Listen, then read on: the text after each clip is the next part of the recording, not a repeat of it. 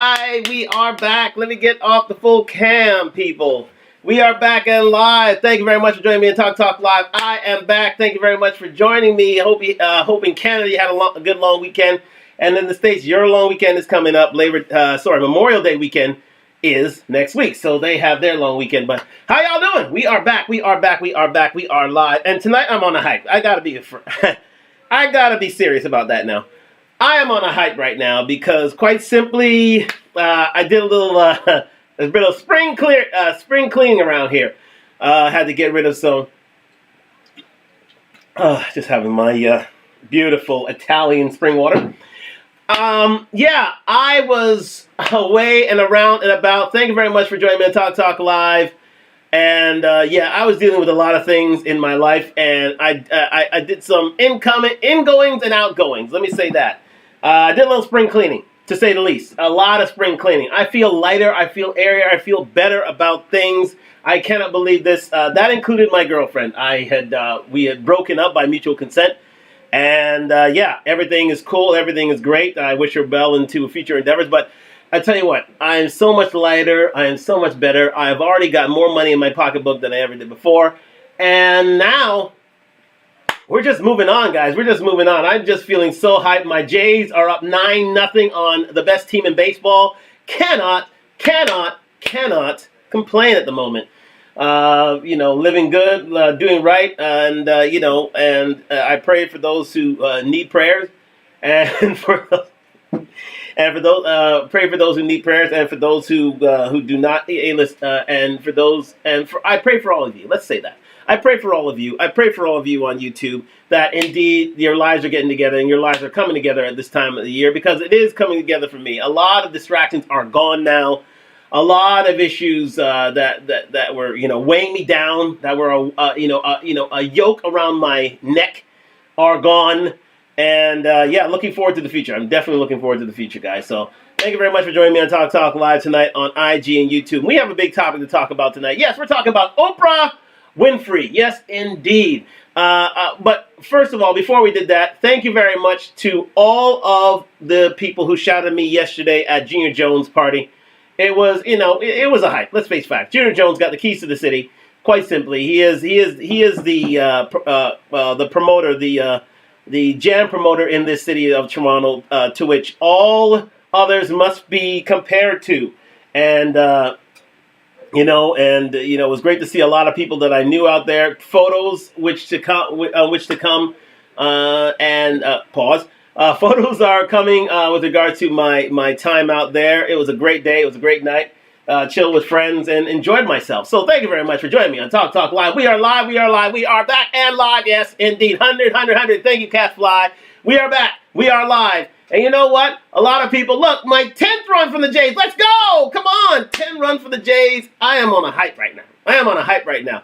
I think I saw Catfly yesterday, and she said she would be viewing in today. So again, wonderful day at Junior Jones, as it always is. I was in my element, shaking hands and kissing babies, as you all may know. And it was a great day. And I'm going to wave hello to, of course, Catfly and Troy. Thank you very much for joining me on Talk Live. Let's get into it. Oprah Winfrey and her confession to black men. Ladies and gentlemen, Oprah Winfrey and black men are not on good terms. Let's face facts here. They haven't been on good terms for a while. Yes, okay, there is a sort of a tacit sort of agreement that you acknowledge me and we'll acknowledge you sort of deal. But for the most part, Oprah has reinforced stereotypes of black men, that they're deadbeats, that they're no good fathers, that they basically have done no service to the black community. And quite simply, that's been perpetuated throughout history. Now, again, if you're an Oprah fan, and you may know these things, you may not know these things. Well, tonight is your eye opener. Yes, indeed. I mean, for black women, she has been super there, and she is. Well, here's the thing. She has always been there for black women. Let's face facts. She's forwarded the modern woman agenda, forwarded the feminist agenda, and quite simply has made it so that black women are put on the pedestal, and really at the expense of black men. Let's face facts here. And we have But over the years, over the last, I would say 5 to 10 years, well, without the Oprah Winfrey Show being as her platform, she is trying to roll back a lot of her, a lot of her transgressions that we will bring up tonight on Talk to Talk Live in order to try and get Black men's good books. But Black men tend not to forget. We tend not to forget, and we have always remembered that, during the 80s and 90s, during the modern woman era, the beginning of the modern woman era, the beginning of the feminist era, especially in black households, quite simply, that she really put us to the sword on many an occasion. And as I said, calling us deadbeats, calling us calling us deadbeats, calling us no good, calling us cheaters, calling us bad fathers on such things as, movies such as The Color Purple, movies such as Beloved, a lot of things that we will bring up on Talk Live a little later. But again, as I said, within the last, I would say 5 to 10 years, Oprah's trying to redress that balance. She's, got herself involved with, I would say last 10, because 2008, 10 to 12 years, she's been trying to redress the balance with black men. Thinking that, all's well and good, I'm supporting you now, look at me. But when she had her biggest spotlights and when she had her biggest platform, she did not. And she did not go to bat for us on the whole occasion. So we're going to talk about that on Talk Live. And again, she came out with another revelation about black men recently. And we're going to speak about that. But again, is it too little too late? That's what the show is about here on Talk Live. Thank you very much for joining me. Sponsored by Dun Talk, DUNTALK.com. Like, subscribe, comment. We're on the road to 1,000 subscribers. We are back. We are live. And I am pushing out more material now that I've had the clear out, now that I've had the changes, now that I've moved on with my life from my ex. Yes, we are moving forward with things. And I am super satisfied, super hype about it. I'm happy. I'm great. Oh my God. It's just something off my chest, off my back, and it really is fantastic to see. But thank you very much for joining me on Talk Live. So let's go. Let's get into it. Let's do it. Yes, we are gonna get into our first revelation. So let me go to the browser here. Yes, indeed. We're gonna get into our first thing on here on Talk Live. Yes, indeed. And we're gonna talk about this truth from Oprah Winfrey. Maybe if Oprah says it, black women will acknowledge the truth. Yes, Oprah Winfrey went to bat for us, for black men. Go figure. Again, she, as I was alluding to, and I should state, lately she has been on the bandwagon of black men. She's recently had a black male conference. She's had more shows orientated towards black males. Let me just turn this around for a second. There we go. And one more time. There we go. Just doing the lighting. And she has had conferences on black men. She's basically supported such figures as Tyler Perry, Barack Obama, especially during his presidential campaign. She was a huge advocate for that. Even though, no matter what you think about Barack Obama, the fact of the matter is her backing of Barack Obama really turned the tide, especially amongst the white vote, where she is beloved, quite simply, among white people. I mean, for many a year, she was considered the one black person that white people would invite to dinner. So that that tells you one thing, that she is very, very much, esteemed and well received by white people. And the white establishment. And we are going to go into this right now about Oprah and redressing that balance after supporting black men and in this revelation. So we're going to get into that and Talk Live right now. Compared to fathers of other races. So the absent or deadbeat black father myth that many in America believe is really more like a lie. There's been this landmark study from the Center for Disease Control, which debunked many of the myths surrounding black fathers. It found that the majority of black fathers live with their children. Black fathers are more likely to help their children with their homework, prepare meals, bathe and dress their children, compared to fathers of other races. So the absent or deadbeat black father myth that many in America believe is really more like a lie. There's been this landmark study from the Center for Disease Repeat it one more Control, time. which debunked many of the myths surrounding black fathers. It found that the majority of black fathers live with their children. Black fathers are more likely to help their children with their homework, prepare meals, bathe and dress their children compared to fathers of other races. So the absent or deadbeat black father myth that many in America believe is really more like a lie. There's been this landmark study from the One Center more for time, Disease people. Control, which debunked many of the myths surrounding black fathers. It found that the majority of black fathers live with their children.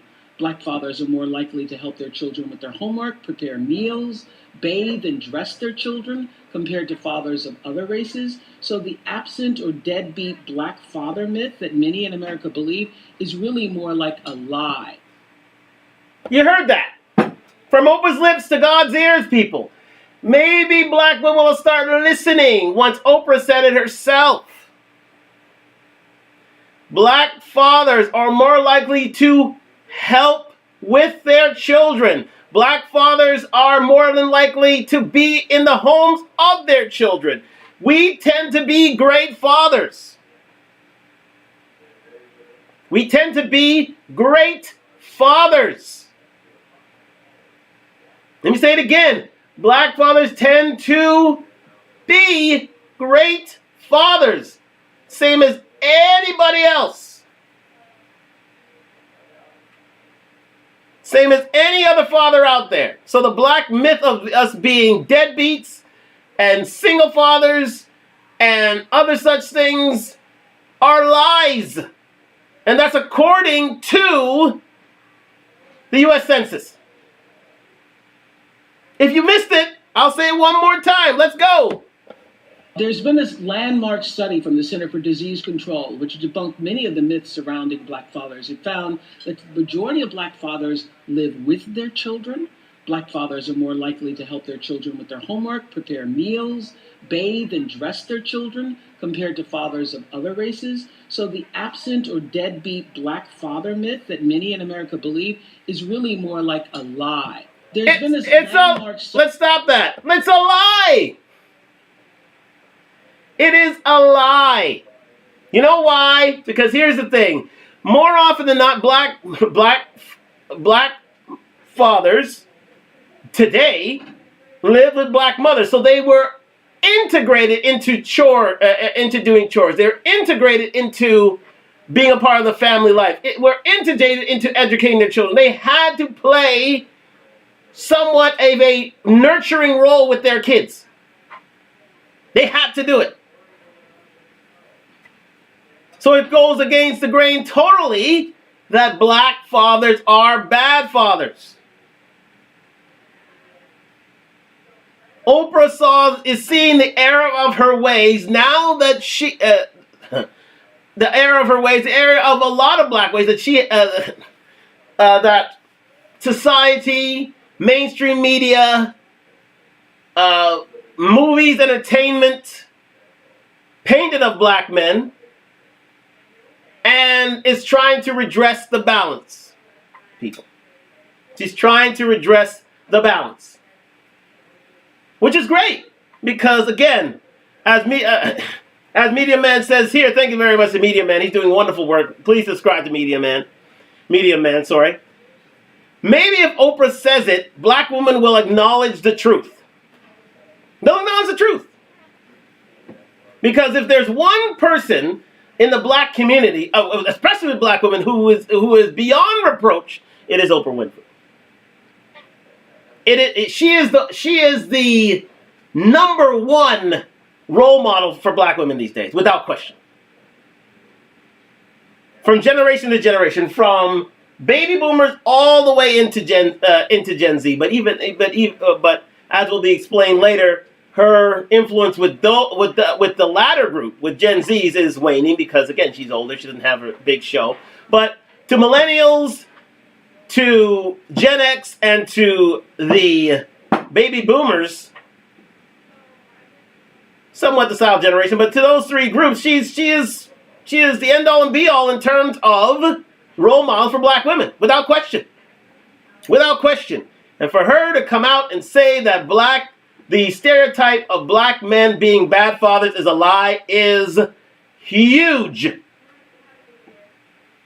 Because maybe women will listen now, especially modern black women in particular. Maybe they'll listen. Maybe they'll hear this. This is huge. However, is it so huge that it erases all the transgressions from Oprah Winfrey herself? That's what we have to answer today.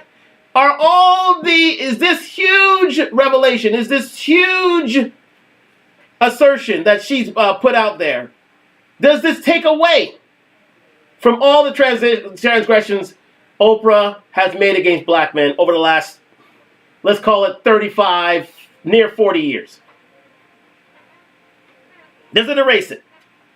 That's what we're discussing here on Talk Live. And you know what? I'll say it simple and plain. She's got to do a lot more than that to get back in black men's good books. A whole lot more. This can't be the end of it. This must be just the beginning. Well, this has to continue over a number of years, because she did denigrate us for at least a 20-year span. At least. Until Barack Obama's ascent into, public life and his presidency, I do not see a break where Oprah Winfrey came to bat for black men. Never happened. Think about it. Go back and think about it. When she had her show, which was on 25 years, I'd say from 85 to about 85 to around 2010, I think. 27, 28 years anyway, so. I'm thinking about it. 85. Nationally syndicated about, 25 to 30 years. Let's call it that. Did you see Oprah Winfrey go to bat for black men when it was there? Hardly, if any. Did you see Oprah Winfrey push forward black male role models? Did you see her develop shows? Did you see her do anything for black males? Usually it's for black women. She built schools for them. She's developed scholarships for them. She did everything possible to push forward the black female agenda, the black modern female agenda. Not black men.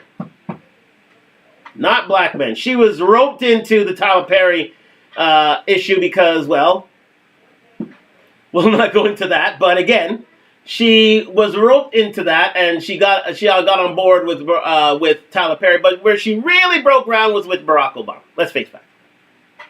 Where she really went on the and then thereafter, then she started, including fathers and really trying to redress all of the ills that she produced over time with black men. Don't believe me? Let's get into it. Let's get into it with, of course, the lady herself, Crimson Cure. Where is she? Yes, here she is. She's going to tell you about it. She's going to talk about all. Actually, you know what? Before we go there, we're going to go to another. Well, we're going to go into another Crimson Cure. Let's go right here. Let's get into all her past transgressions of Oprah Winfrey. And this is from her show, from the Crimson Cure show. Subscribe to the Crimson Cure. She just broke 100,000 subscribers. She's doing so much work, especially for black men. Oh my God, this is. You thought just Pearly Thing was down for us. No. She was never down for us. She was never down for us, and that was abundantly clear. She wanted to use us as new slaves, anyways. And she had a predilection for black men, so you know what I mean. But in terms of Crimson Cure,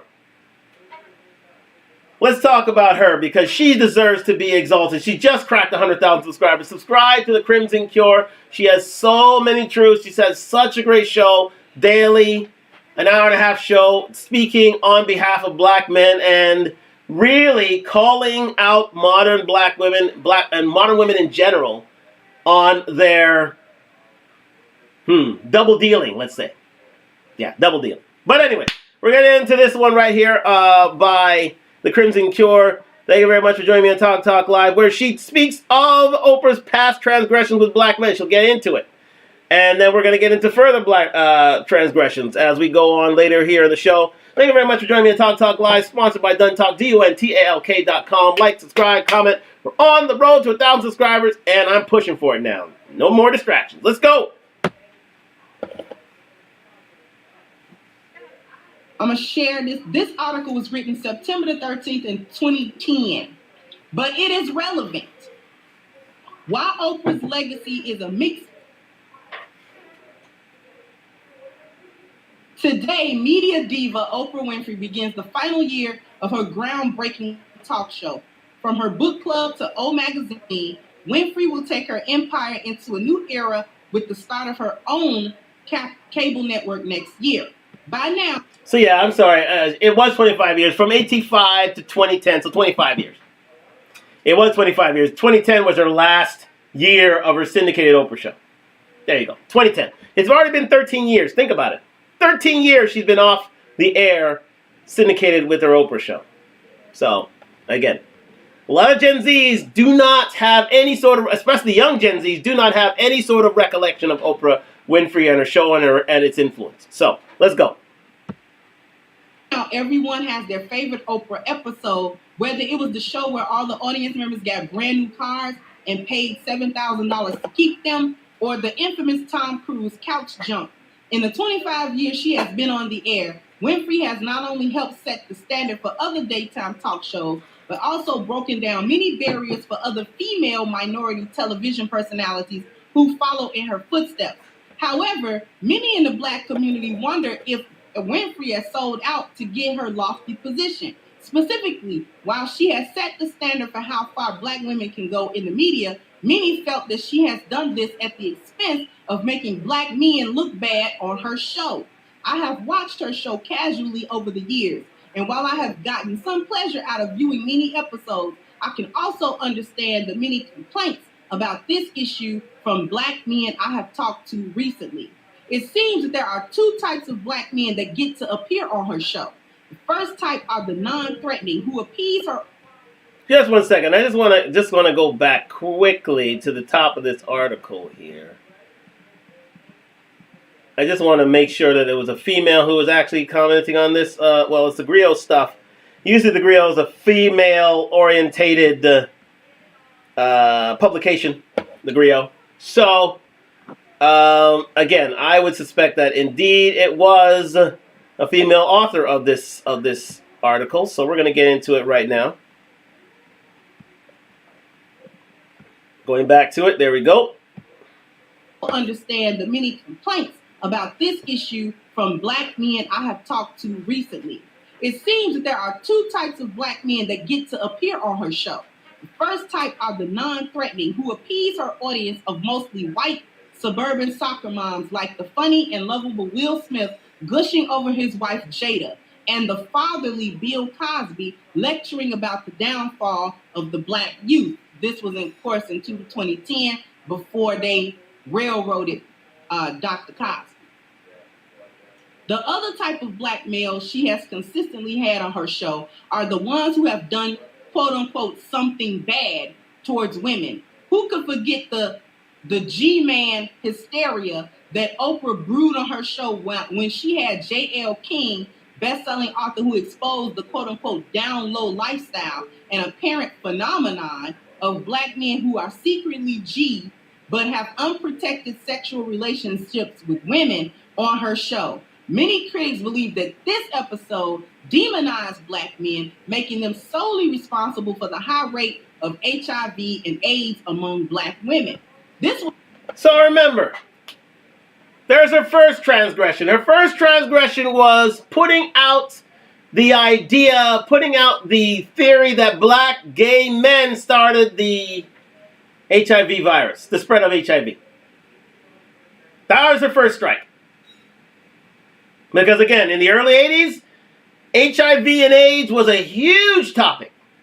It was a huge scourge of all society. And for her to put Black men on Front Street for that, well, this article didn't forget, and neither should you. Let's continue. It was followed up by an on-air fight between best-selling novelist Terry McMillan and her ex-husband, Jonathan Plummer. McMillan's 96 bestseller, How Stella Got Her Groove Back, and subsequent movie of the same name starring Angela Bassett were based on her relationship with Plummer, who later revealed himself to be a G. McMillan eventually divorced Plummer and sued him for $40 million, citing emotional distress, invasion of privacy, and placing her in a false light to harm her professionally and personally. Recently, at a book signing for her new book in Boston, McMillan said she has since forgiven Plummer and has moved on with her life, but was told by Winfrey's people that the talk diva had expressed interest in having both of them back on the show for a farewell season. But for some reason, I think the absence of tension between McMillan and Plummer just wouldn't make good for good TV now, or at least on Oprah's show. Then there's another, well, that's sort of a strike one, foul tip sort of deal, in the sense that she went against the gay man who was married to Terry McMillan and chastised him for being gay. Because he disrespected a black woman. So another strike against black women. Oh, there are more, gentlemen, ladies and gentlemen. There are more. And thank you very much for joining me on Talk Live. There are more. Let's go. The whole issue of Winfrey having an anti-hip-hop sentiment. In 2006, rapper turned actor Ice Cube accused Winfrey of having such a bias because of the lack of rappers that get invited on her show. Ice Cube, who starred in and produced the box office hit Barbershop, felt that he was dissed by Winfrey. For Barbershop, she had Cedric the Entertainer and Eve on, but I wasn't invited, he told FHM magazine. She's had rapists, child molesters, and lying authors on her show. And if I'm not rags to riches story for her, who is? Should be noted that Winfrey has had female rappers on her show like Eve, as mentioned, and Queen Latifah in support of the movie Secret Life of Bees. To add...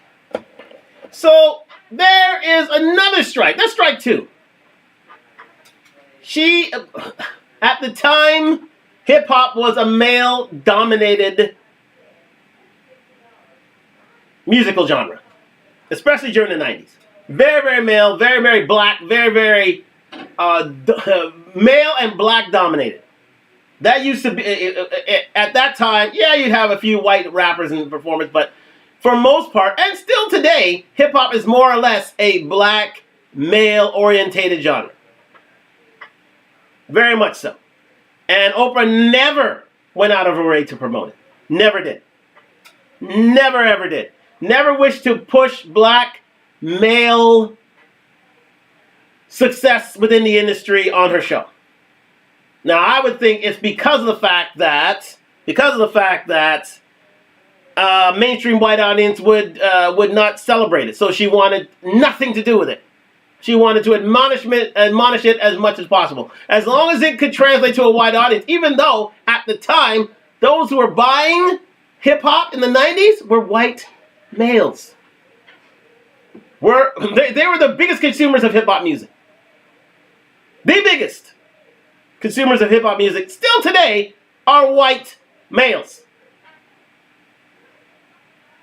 Yet she didn't want it on her show because she thought it would not translate to her audience. Which is white female, I get it, but still.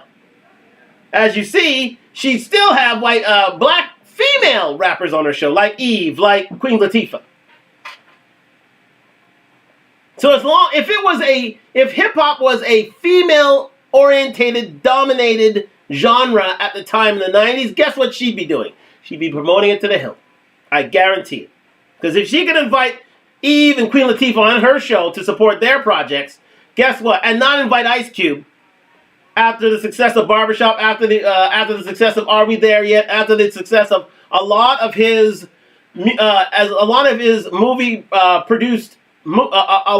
produced movies, there is an agenda against black men, especially successful black men in an area where they became rags to riches. Especially if they're coming from a hip-hop community. So that's strike two. Let's go on. At insult to injury, regular Oprah contributor Nate Berkus also debuted his new talk show today. Berkus, an interior designer, is yet another white man, along with Dr. Phil and Dr. Oz, who is getting a show thanks to Oprah's influence. I actually enjoy getting advice from them on my home improvement issues, but you mean to tell me that in 25 years Winfrey has been on TV, she has not encountered a qualified black male expert who she could not only groom to be a television personality who could take over her mantle, but more importantly be a role model for other black men? While she has the right to do what she wants in her media empire, one would think that someone of her power would use it more responsibly. My only hope is that she uses her last season to change the way black men are viewed in pop culture. If Oprah doesn't do it, who will? Thank you very much. That's strike three. Strike three was the fact that Oprah never promoted black male content during her during the during the 25 years of her show. Never promoted. I would say no. Only in the latter years did she, and that was Tyler Perry, and that was Barack Obama. Those two individual figures, and that was during the late noughties. She decided to get on those bandwagons. Only then did she decide to do it. But again, they had some sort of import to it. With regard to Tyler Perry, I won't say what that is, but again, you can judge your own conclusions on that. And with Barack Obama, of course, it's the President of the United States. Of course Oprah wants to be on board with that. Of course she does. So, at the end of the day, there it is. 3 strikes. But the fact of the matter is, the third strike being, she never promoted black male content creators, black male experts on her show. She promoted Dr. Phil, a white dude. She promoted Dr. Oz, another white dude. She promoted Nate Berkus, another white dude. She promoted the fitness instructor, who was another white dude. But she gave shows to those 3, especially. Dr. Oz, Dr. Phil, Nate Berkus. Those 3. White males. No black males were ever promoted on her show, and that is strike 3. But there are further strikes, ladies and gentlemen. There are further strikes, as you can, as may be seen. It's only when she got her own network, which will never garner the interest that her syndicated show did at the time slot it did she start saying, "Oh, let me start addressing the balance once it's out of the public eye." I mean, those who watch the Oprah Winfrey Network are basically black females, a certain amount of black, but black females, let's say that. It's not a across-the-board, nationalized TV syndicated audience the way the Oprah Winfrey Show was. We had millions of viewers, cross-populated, reaching out to every background, name, shape, face. As she said, she would only promote black men who were cute and cuddly and had reached who had crossover status, such as Will Smith or Michael Jordan or basically entertainers, actors, entertainers like a Will Smith and Eddie Murphy, a Bill Cosby, as they said, an Usher, a Chris Brown. But remember, once the allegations of Chris Brown's beating came to light, she was through with him and actually railroaded him as well. So she really hasn't done too much of anything, especially when she was on the Oprah Winfrey Show. Especially that last strike being that she never helped out black males, talented black males on her show in terms of getting them a show for themselves. She never used her power at its zenith to help out black men. She never did. Never, ever, ever did. But let's go forward. Thank you very much to Crimson Cure for that. But we're gonna get into some of the other issues that she has got into over time. Now, recently, let's see. Let's go that way. Yeah, let's go that way. Recently, Oprah Winfrey was shunned by 50 Cent. It was about 2-3 years ago. 50 Cent had a bone to pick with Oprah Winfrey, and he really went in on her because again, it was a question of if 50 Cent had a valid point about Oprah coming for black men. After a while, it was known that she would automatically, because she whenever a black man was in some sort of hot water, she would automatically go in on him. Kobe Bryant being another one. He was accused of cheating, did a show on him. Any black men acting out of line, did a show on them. Did a hit piece on them. And it never stopped. She would never, especially when she had a national TV audience, back up black men. She helped perpetuate black stereotypes. Cheaters, liars, bad dads, gay. She always had that sort of platform. And it was always in the background. Yes, you were blinded by the fact that Oprah was so successful, but at the end of the day, at whose cost? At what cost? And it's usually at a black man's cost. So we're going to get into this one right here. How, again, Ice Cube had a bone to pick with them, as I already said. And here on the Ricky Salad Show, 50 Cent had, we're asking if 50 Cent had a valid point. But before we go there, let's get in particular. We're going to go to this one here, All Urban Central, about how we're going to get into the particulars, into the weeds of why 50 Cent went in on Oprah Winfrey. Right here through All Urban Central. Thank you very much for that. And do subscribe to All Urban Central. But we're going to give you a quick synopsis of that. Let us get into that right now. Let's get into that right now. Male celebrities only.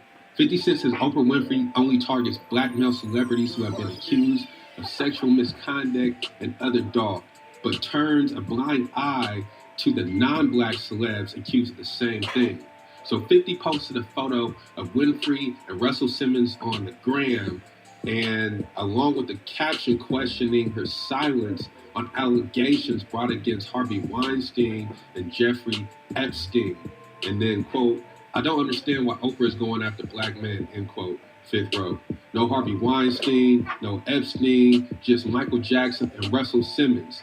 This ish is sad, end quote.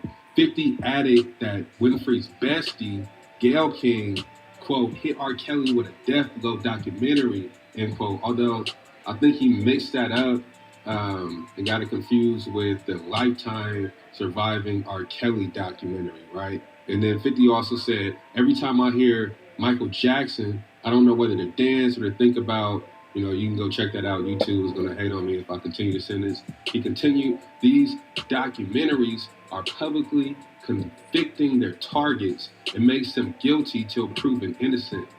So that's what 50 said, right? He also shared a meme collage of Bill Cosby, Epstein, Kevin Spacey, Weinstein, Kelly, and Donald Trump, showcasing who among the bunch went down, right? Which he captioned, "You think Oprah don't notice how this is playing out?" Ironically enough, 50 and Oprah had a beef back in 2012. So this has been going on for a minute. Stay tuned for more news. This is random. Don't forget to like the video, and let's go back again. No Harvey Weinstein, no Epstein, just Michael Jackson and Russell Simmons. This ish is sad, end quote. 50 added that Winfrey's bestie Stop for a second there. We're going to focus in on Mike, especially here. Because one of Oprah's biggest interviews, I would say, in fact, her biggest interview, her biggest exclusive, was her interview of Michael Jackson. It was her interview with Mike. That really put her on the map, especially worldwide. When she interviewed Michael Jackson and got at Neverland Ranch and got an exclusive look at his life, his loves, his upside, downside. He just got a really good portrait of the man himself.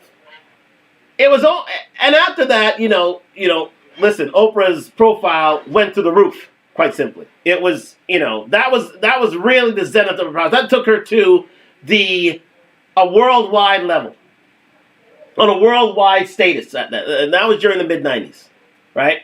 When Michael was, he's after his Thriller things. It was, he was onto his Dangerous and his History albums, and, it helped promote the Michael Jackson brand. So, again, to have Oprah Winfrey get an exclusive with Michael Jackson totally shot Oprah to the hill. So, again, it's a black man who helped Oprah get to the top.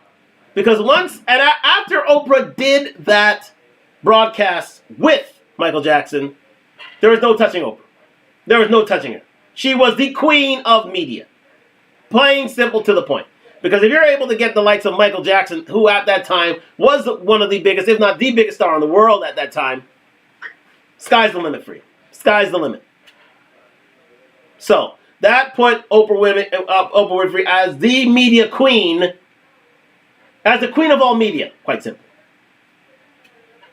And when Michael was accused of molestation and such, she did a hit job on Michael. She didn't stand side by side with him. She did a hit job on Mike. Go back and you can watch videos. Check YouTube, check any sort of source, where you can see Oprah actually going in on Mike. So the man who gave her her start, gave her her platform, quite simply, she decided to turn her back at him and try to take him down in terms of telling the truth, quite simply. So that really irked 50 Cent, and why wouldn't it be? And then, again, let's continue. L. King, quote, hit R. Kelly with a death blow documentary, end quote. Although I think he mixed that up and got it confused with the Lifetime Surviving R. Kelly documentary, right? And then 50 also said, every time I hear Michael Jackson, I don't know whether to dance or to think about, you can go check that out. YouTube is going to hate on me if I continue to send this. He continued, these documentaries are publicly convicting their targets and makes them guilty till proven innocent. So that's what 50 said, right? He also shared a meme collage of Bill Cosby, Epstein, Kevin Spacey, Weinstein, Kelly, and Donald Trump, showcasing who among the bunch went down, right? Let's look at this. Let's look at this. Well, I would say murderer's row, but this is a row of considered rapists and molesters. Famous molesters within the public sphere. Bill Cosby, Jeffrey Epstein, Kevin Spacey, we got Harvey Weinstein, R. Kelly, and Donald Trump. Oprah never did any hits on the white gentleman on this panel, on this meme that 50 Cent actually put up. Never did any hit pieces on him. Not on Epstein, not on Spacey, especially not on Harvey Weinstein. Definitely not on Harvey, because again, he was so powerful in Hollywood, but that she wouldn't dare go against him, even though she was as powerful as she was. But never did a hit job on him. Actually supported him. Actually, Gail went out. Gail and Oprah went out of their way to support Harvey Weinstein. Out of their way. And Donald Trump, of course, who was a known rapist. He was known to many to be a rapist and sexual molester. The only thing about it was he paid off many of his victims so that no one would talk. But he was actually convicted of one of those molestation episodes recently. And he had to pay out millions, and he settled out of court, paying millions to the victim. Guess who Oprah did hits on? Yes, it was black men. Those same black men that she used to promote herself while her show was still on the air. I remember the show on R. Kelly. She did a whole hour on R. Kelly. A whole hour on R. Kelly. But when he was accused of being a molestator rapist, she was right on it. Actually, she sent one of her minions, Gayle King, after it. And don't think that Oprah didn't have a hand in making sure Gayle King got that interview with R. Kelly. Don't you dare think that. Oprah had her hands in that. And then when it came to Bill Cosby, who she would invite on the show ad litem, she must have had at least 5 or 6 appearances of Bill Cosby on her show. But the minute that any sort of accusation were around about Mr. Cosby, guess who was on it? Oprah. Quick, fast, to the point. She wanted him taken down. But in terms of all the other white molesters, she never had a thing to say. So again, 50 Cent had a point. She would go hard on black molesters, but yet when it came to white molesters who were 10 times worse, never had a thing to say. Never had a thing to say. So she was a part of the agenda that sent a lot of black men down a very, very dark road.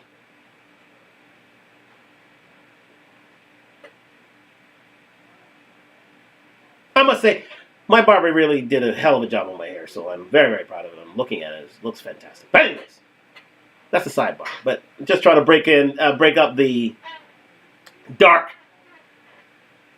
subject matter that we're dealing with today, which is the R word. And how these gentlemen were not one and the same.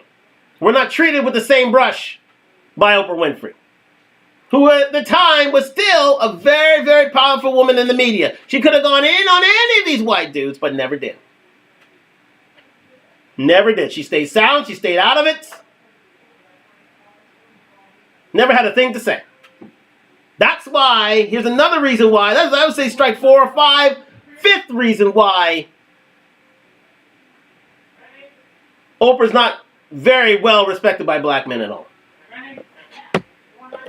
Caption, you think Oprah don't notice how this is playing out? Ironically enough, 50 and Oprah had a beef back in 2012. So this has been going on for a minute. Stay tuned for more news. This is random. You know, don't forget to like the video. And, you know, I'm out. And the thing about 50 Cent is Oprah didn't make his success. When he had power, when he had his musical career, none of it were due to Oprah. That's why he can say what the hell he wants. And thank goodness for a man like 50 Cent. He has the power to say what he wants and be that influential in media. And then we go back to modern day here. Well, about 3 years ago. Now, again, it was alluded to here in this broadcast, but we're going to bring it here on the Travis Smiley episode here, the Ricky Smiley episode here, that was done a few years ago. And it was debated whether 50 Cent had a valid point about Oprah coming for black men. And she has. Time and time again, she has. Her or Gayle, or both, have. They've both gone in on black men. So, let's hear this debate here on the Ricky Smiley Show. Subscribe. He's a very, very big radio personality in the city, a very good comedian as well. Subscribe to his content. Let's get into it.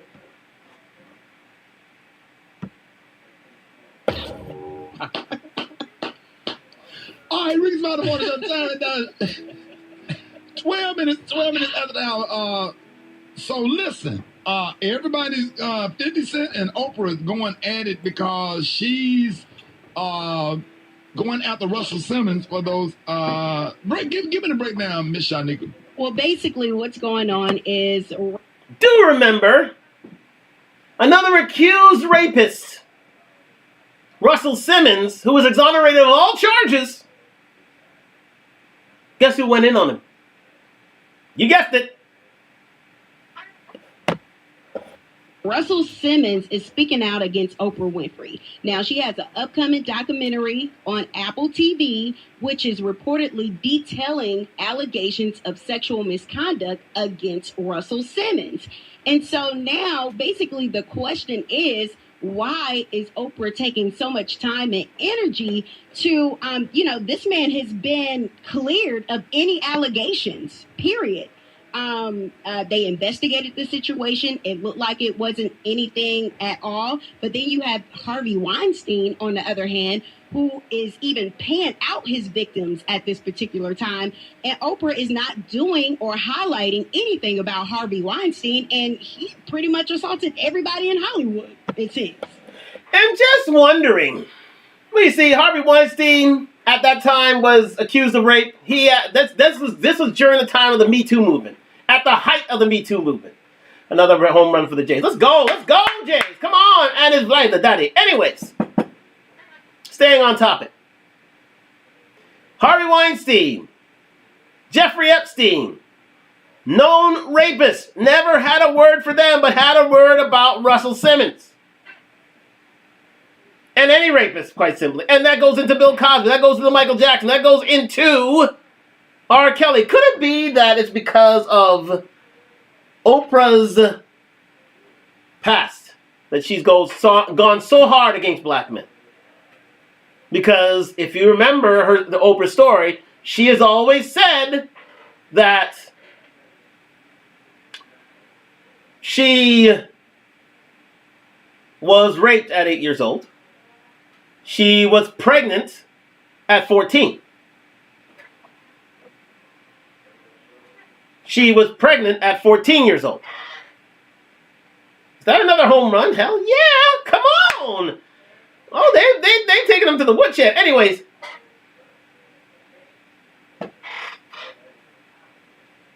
Let it be said. I'll just do this for my YouTube group. I don't know what's happening with my signal in terms of my Instagram.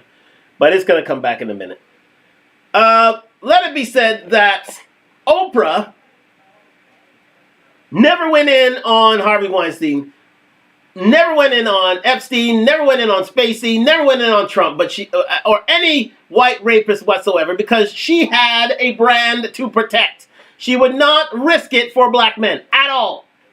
She'd risk it for black women, but she'd never risk it for black men at all. She wouldn't. She wouldn't. She just wouldn't. So what was the point? What indeed was the point? The point is she never was an advocate for black men, period. Never was an advocate. Only recently has she gone out of her way to help black men, ordinary black men, and try to dispel the lies that she helped perpetuate over a 25-year career on the Oprah Winfrey Show.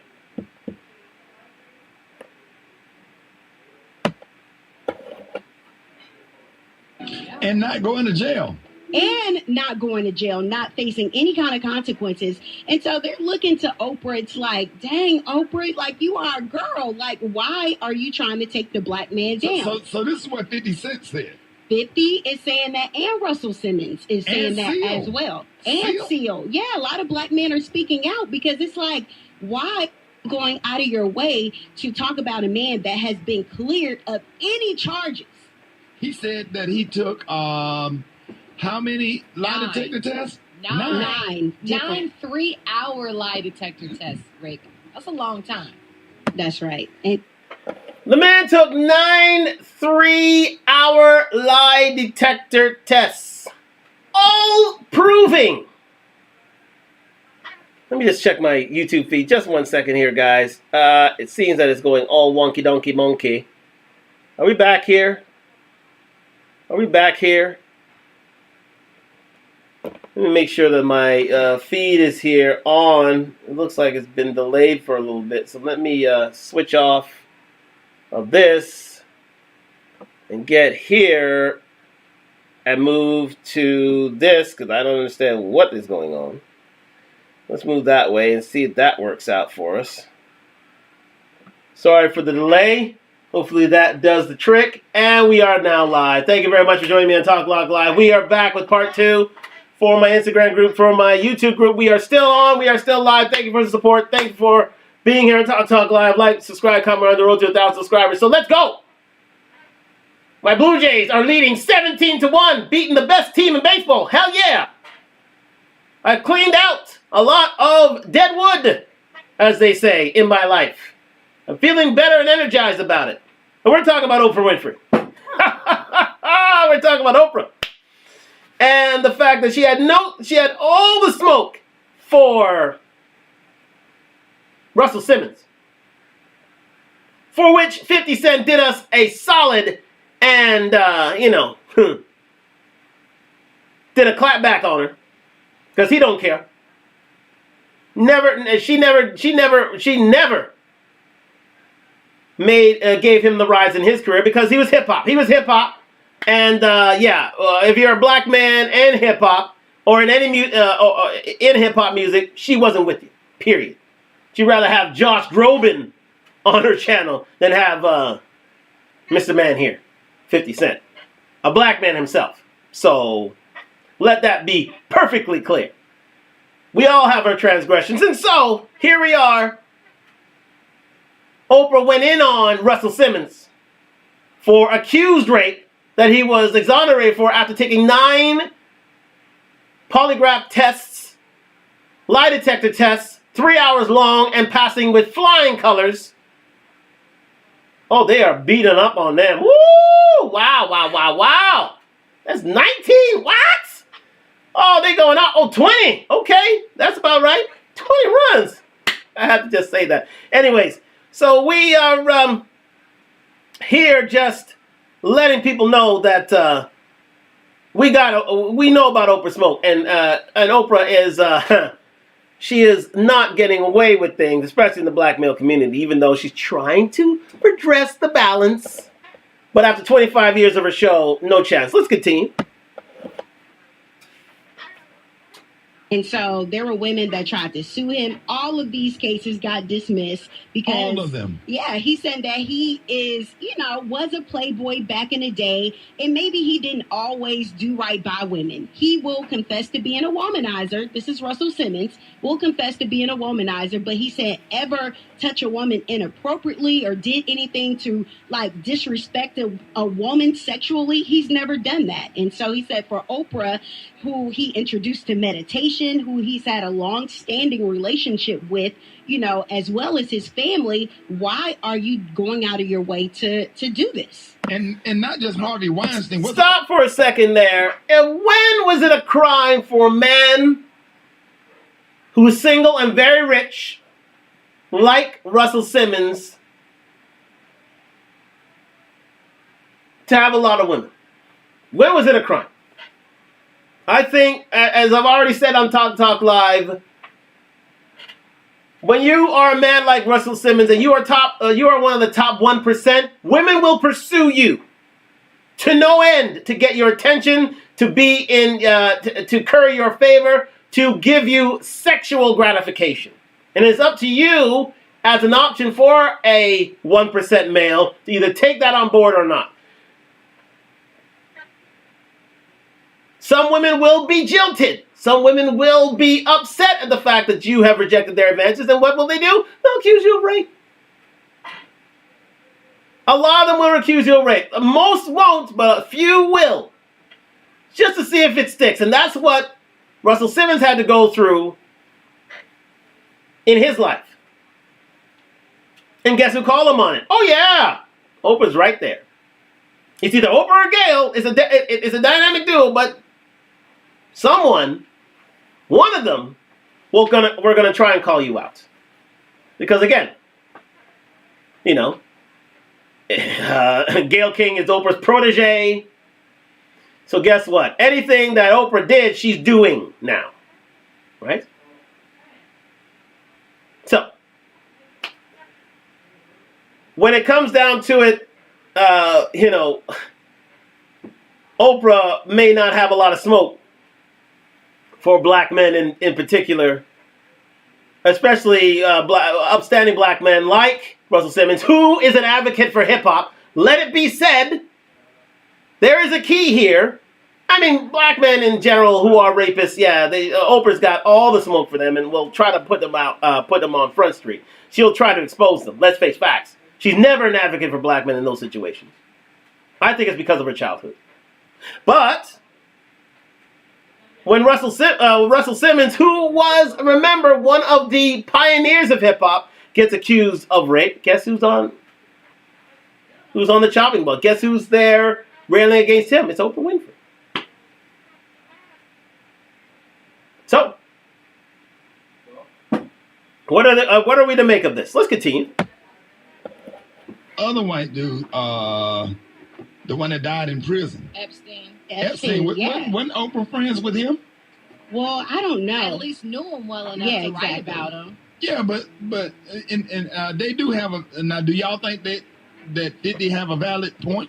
I think 50 has an absolute point when it comes to smearing the reputation of our African American men that have done so well in the community. You better be completely accurate and sure beyond a shadow of a doubt before you accuse them and smear them the way you have, because once you label them, it's hard to take that label off. Look at what Mike Vick is going through. You can't just throw a label on a man and if it's not true. And I just think it's absolutely disgusting because she has such a responsibility in the community. And now, what about I feel like people are really taking a stand because of what she did with Michael Jackson. Right. That's what I was about to ask. Michael Jackson special that took place, and people were like, yo, why would you do something right after that and have those men on your stage and you be a part of it? And that's right. And it's just so many sketches. Stop there. Remember when I told you about Michael? The reason why Oprah had her platform as being the queen of media is because of that Michael Jackson interview she did in the early 90s. I was there to listen to it. A 2-hour interview from Neverland. Do you remember? Calling out Michael Jackson there. R.I.P. the king of pop. Do you remember? His interview with Michael Jackson at Neverland Ranch, who literally put Oprah on the platform as the queen of media, as the queen of talk shows, as the queen of the midday talk show, of midday talk, to whom all others would try to emulate, to whom was a role model to black women in particular. Every black girl of a certain age wants to be Oprah Winfrey. But what happened when the rape allegations came? Oh yeah, she made sure she went in on the same guy who gave her her start, her biggest break. Believe me, she went on him too. She has a $billion empire, one of the few women who are billionaires in this world, simply because, well, partly because, number one, she catered to white America, number one. Number two, at the expense of black men. At the expense of black men. Black men will not forget that. We have not forgotten that. So when we hear stuff like this, let me recall what we talked about earlier. Thank you very much for joining me on Talk Live. When we hear stuff like this, study from the Center for Disease Control, which debunked many of the myths surrounding black fathers. It found that the majority of black fathers live with their children. Black fathers are more likely to help their children with their homework, prepare meals, bathe and dress their children compared to fathers of other races. So the absent or deadbeat black father myth that many in America believe is really more like a lie. There's been this landmark study. So when we hear stuff like that from Oprah, I don't know. It rings hollow.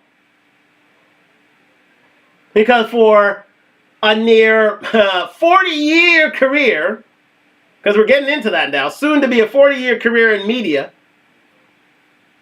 I would say near 50 years if you recall her TV hosting days. For near 50 years,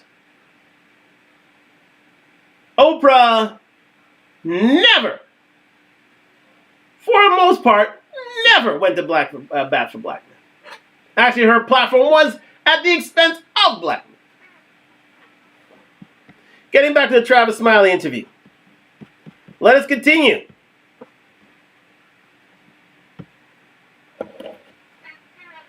With that whole Michael Jackson case. And the thing about it is, why do you have anybody on that had the other side? Right. Somebody like Michael Jackson family members that would probably say it, or Michael Jackson attorneys, because he dead, he can't defend himself. Right. That's right. That's the problem, is that these documentaries are one-sided. Even this one that's supposed to come out with these accusers of Russell Simmons, they're from the perspective of the accuser. Mm-hmm.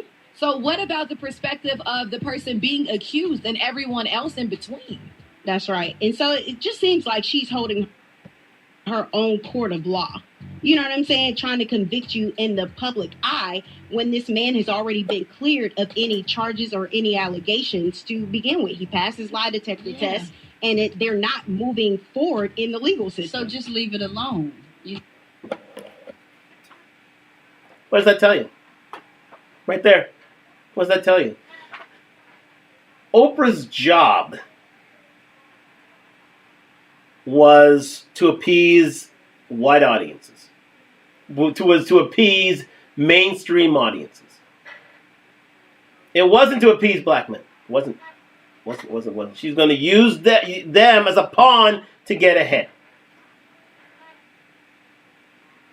And it happened time in, time out, including Russell Simmons. But again, he is an advocate for hip-hop. You getting the correlation? Never liked hip-hop. Never had hip-hop guys on her show to whom was a black male-dominated genre. Never catered to them. Never had them on their show. Never wanted to promote them. But if it was a black female rapper, of course you're going to have that. So this is non-surprising to us that she went in on a man like Russell Simmons, who is beyond reproach, who was a 1% guy who made it in hip-hop, people. Much of his wealth was based on hip-hop. And not Oprah. And then didn't do it for a guy like for guys like Epstein, Trump, Weinstein, and Kevin Spacey. Known rapists. Very much known rapists. Never went on that. So like I believe it, so everybody agreed that 50 Cent is absolutely correct. He is absolutely correct for the first time probably all year long. And don't get me wrong, what Oprah is attempting to do, I think, is really just shine light on the bowels and the darkness that, lies under entertainment, and to shine light. But thank you. Right. But the issue is that she's only shining light on people that look like us. Only. Right. Yeah, because only on people looking like us.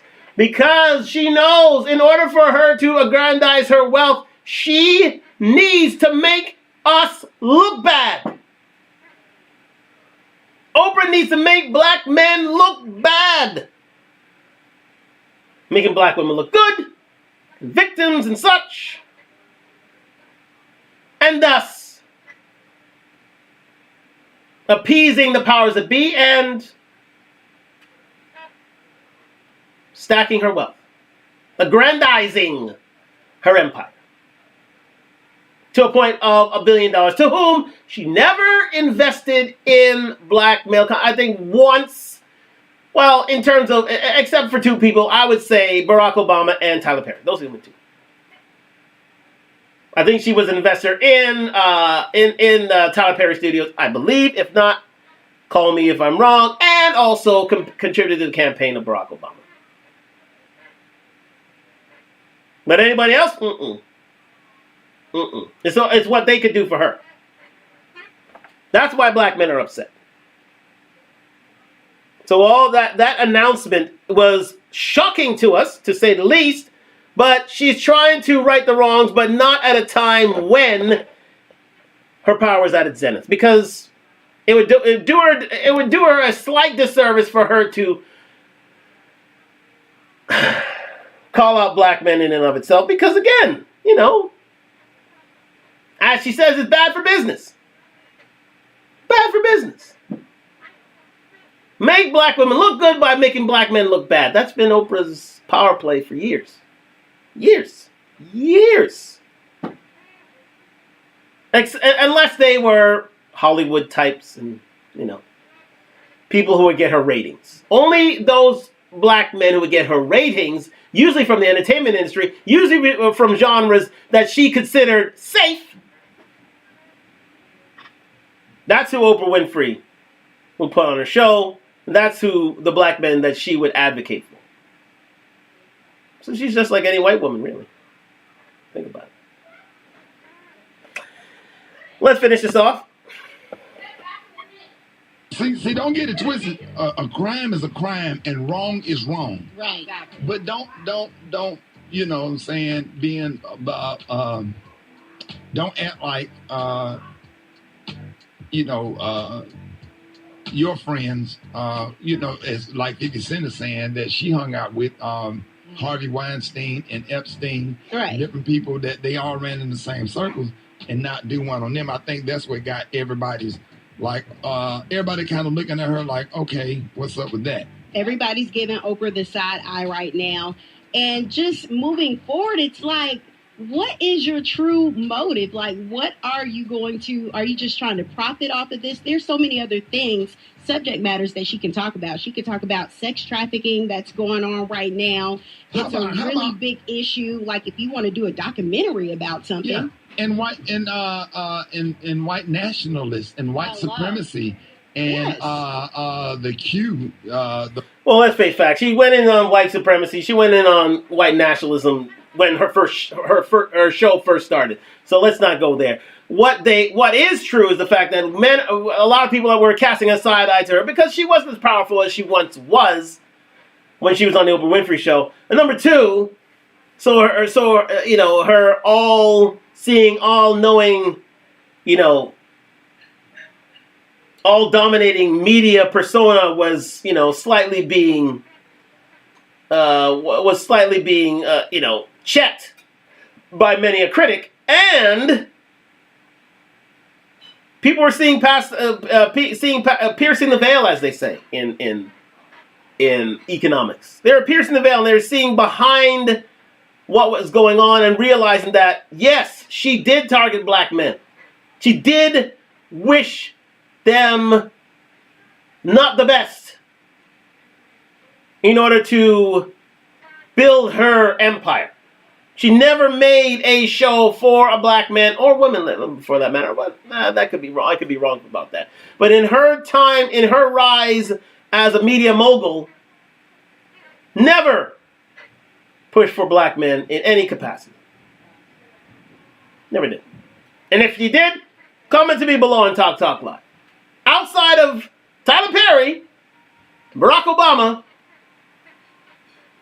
at the zenith of her power, she never went to black men.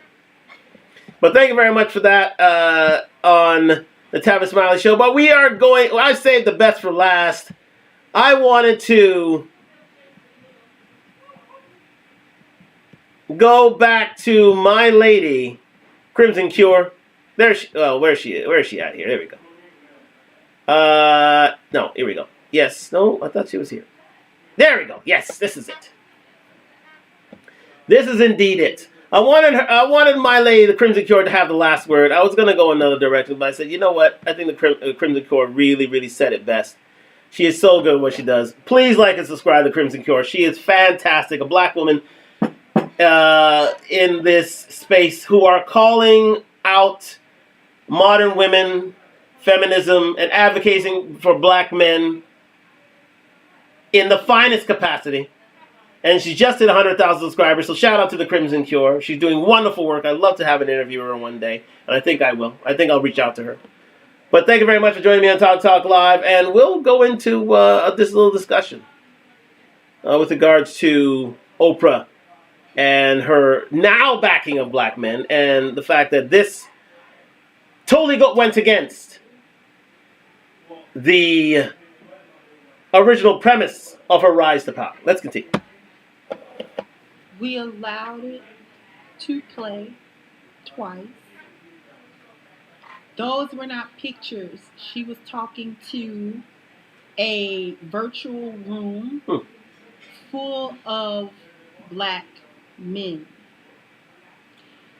Oprah has never cared about the overall image of black men in this country.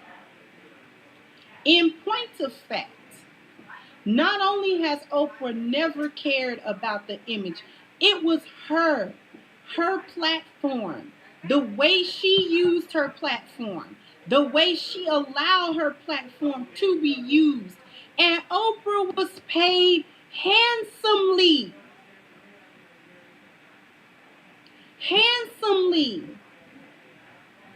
for her instrumental part that she played in the tarnishing, in the besmirching, in the tearing down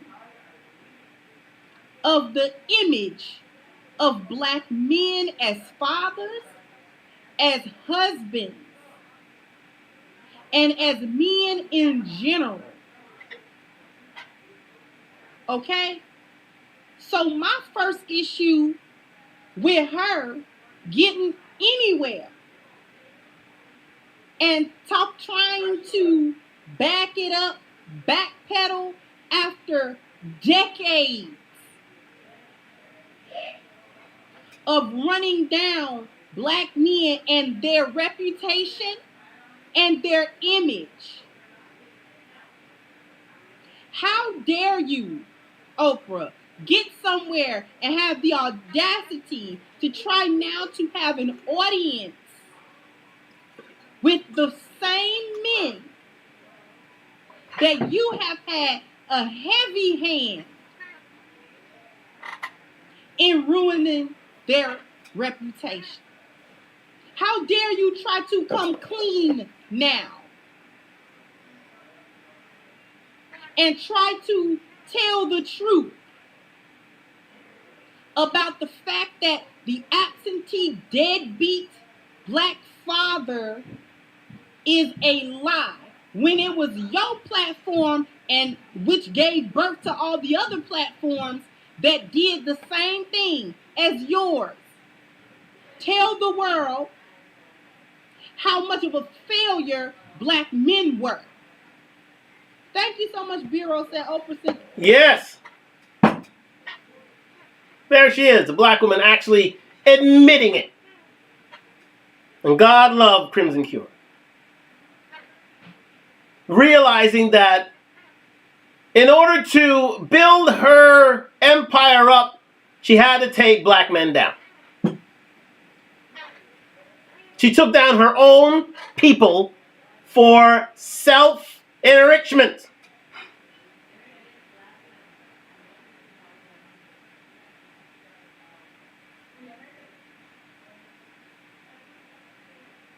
She did it with compunction and malice. No other way to say it. So whatever she has to say right now, it's a little too little, a little too late.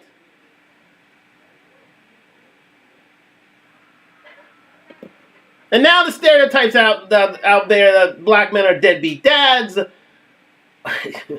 gay, rapists, cheaters, anything but a child of God. Anything. The best part of 3 decades perpetuating the negative stereotype of black men to pander to the misanders. Any apology from her is disingenuous. Exactly.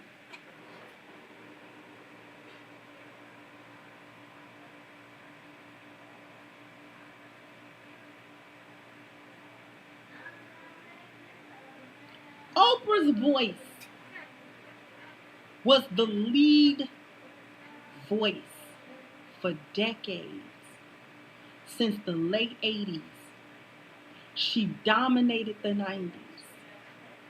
She dominated a good portion of the early 2000s. And all throughout her illustrious television career of being a talk show host, of being a highly influential media personality, on into being a mogul of billionaire status,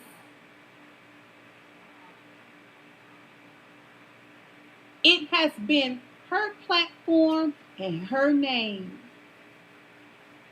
that was used to perpetuate the narrative that she now want to get somewhere and say that it's now a lie based on the study performed by the CDC that talks about black male involvement in their children's lives. I'm going to just make it real for y'all about where they be getting this absentee father stuff from in the first place. They like to say that black men aren't a part of their children's lives, mainly because these children are being born, first of all, out of wedlock. Just because the man is not married to the woman or does not live with the mother doesn't mean that he doesn't have a relationship with the child. But it's easy to put that in black and white. It's easy to pass it off on a piece of paper that if he's not here living with the child, then that's supposed to mean that he is not actually fathering the child either. See, those numbers can be easily manipulated. So let's move on a little bit further because I wanted to get into the Oprah segment of things. But again, she's right.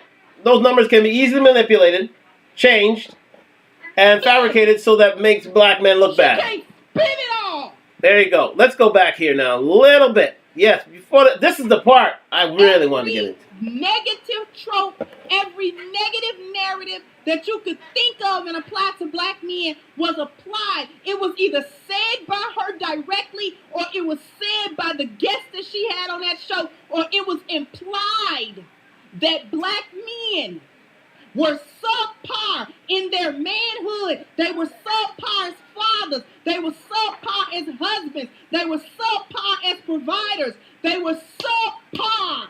And it was those things that went into the subconscious of black women. Generation X and subsequent generations of black women was ruined because of that. You don't tell me to sit over, she don't sit somewhere and talk about that was a lie. We know it was a lie. It was a lie you perpetuated.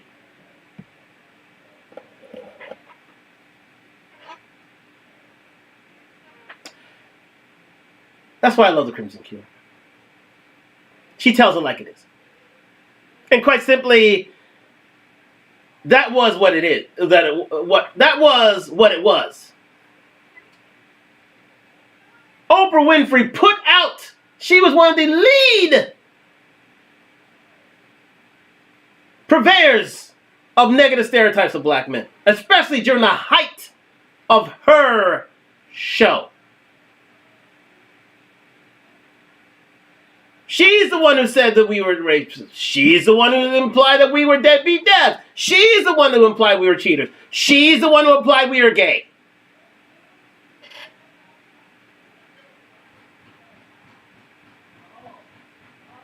Week after week, she did it for 25 years. So when she has the audacity to come back at us and say that we are finally good fathers, it's a little too little and a little too late right now, is it? No matter how much you supported Tyler Perry, no matter how much you supported Barack Obama, and we knew why you did that, it's a little too little, a little too late for you to have a mea culpa to us, Madam Winfrey.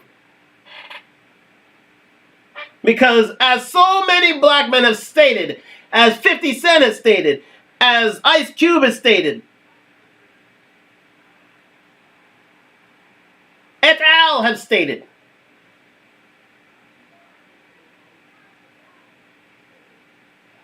it is because of you, it was partly because of you that we have a bad image, not only in the modern world, but around the world.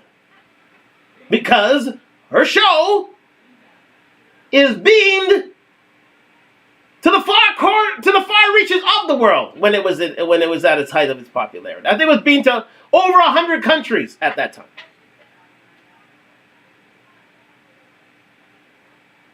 And the one thing that she made sure of was making sure that black men were indeed not held in a good light. Especially African American black men. African American men.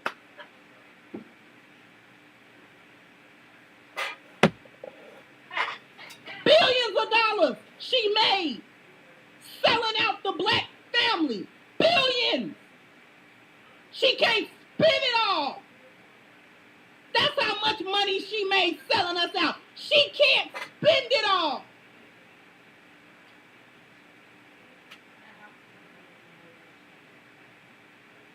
The biggest grift in black history, modern black history, was performed by her. You want to see a grifter grifting off the pain of black men and women? Look no further than Oprah Winfrey. How dare she get in front of somebody and try to drop down and come clean on any level?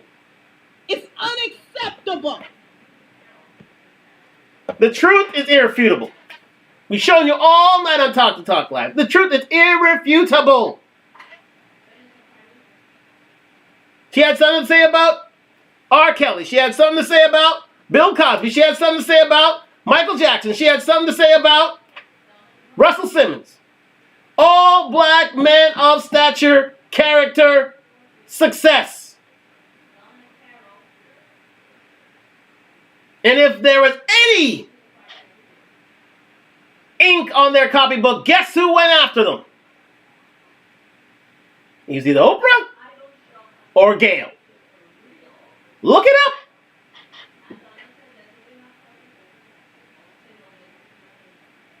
Who went after R. Kelly? Gail did. Who went after Bill Cosby? Oprah and Gail did. Who went after Michael Jackson? Oprah did. Who went after Russell Simmons? Oprah did. If you're black, male, and successful, chances are Oprah was on your docket. And another one, Kobe Bryant. Who went after him? Oprah did.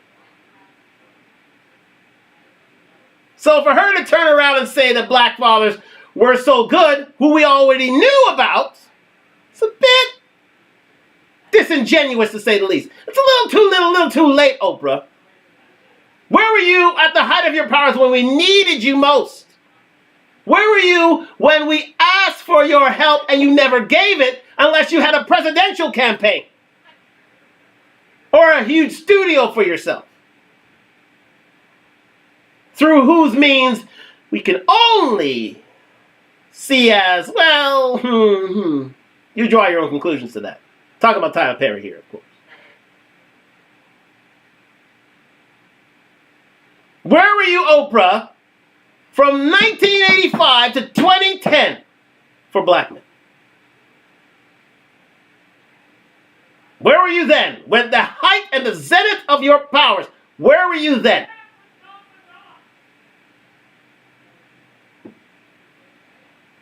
Nowhere to be seen. Nowhere to see. Nowhere. Nowhere to be seen.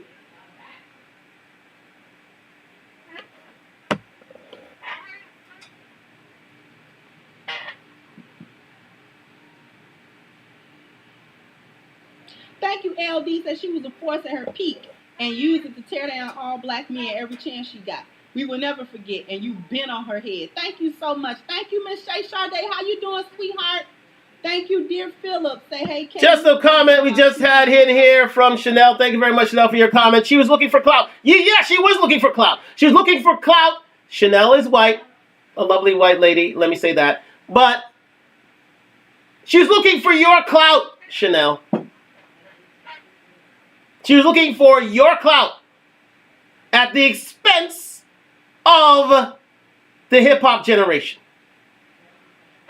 Of black men involved in that genre, which at the time, especially during the 90s, was mainly male and black. That's what hip-hop was built on. And that's where she set her target. That's where she set her gaze.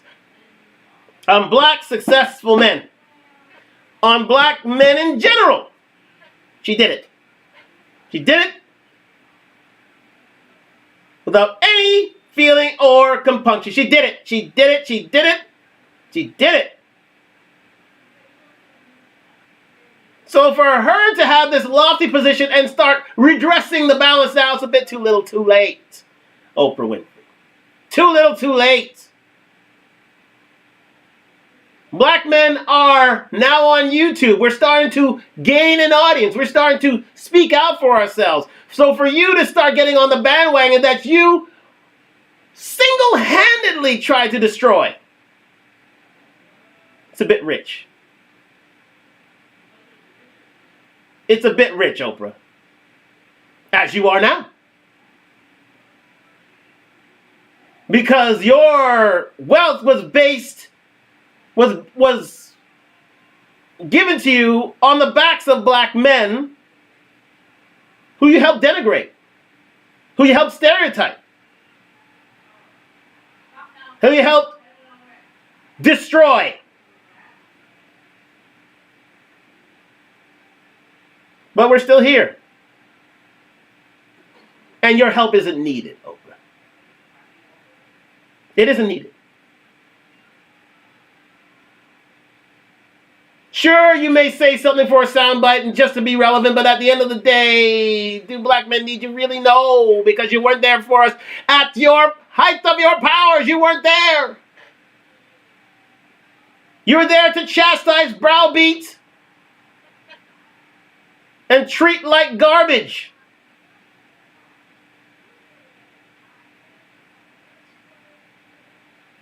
Average black men. Hardworking black men. You were there to create a stereotype of us. And nothing you can say or do can redress that balance. Recently about breaking their hips and don't want to be strong and independent anymore, any longer. Link. Are you asking if I have a link or want a link? If you have a link to send me, please go ahead and send it in the email. But let's move forward.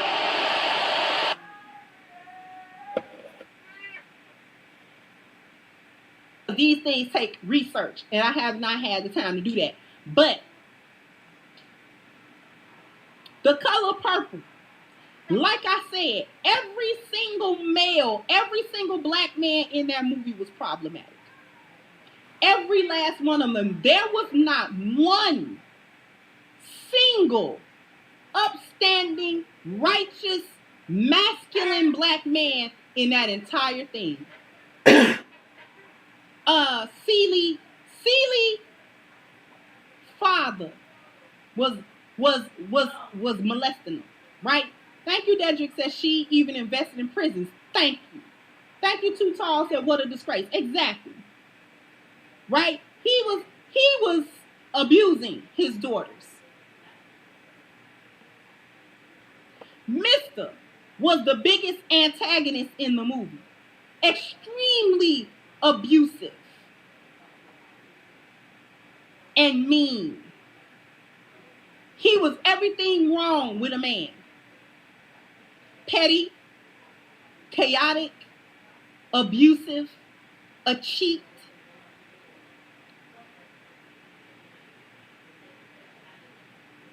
Even his father was problematic. He was mean and cracked to the point where Celie spit in his drink. You remember that? Harpo was a simp. Okay, he was weak. The preacher, think it was Suge Avery daddy. He was a religious zealot. He was too strict. Even when I forgot who married the little light-skinned guy, he was just nothing. He didn't have nothing to say to nobody. He was weak. There was not a single black man in that movie that was not problematic in one way or another. Not one positive image of one black man in that whole movie. Let that sink in. The biggest... Oh, before I get to that, let me read the comment here by Chanel. I think once she got her own network, she was trying to get, relevant, I would say. I think you were starting to say relevant. Let it be said that the biggest strike against black men that Oprah ever created was The Color Purple. That sent the negative stereotype of the black male in total perpetual motion in 1984. And it's still,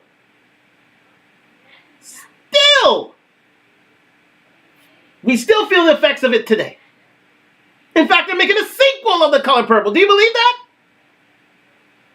They're actually going, Steven Spielberg, Oprah Winfrey are producing a second Color Purple.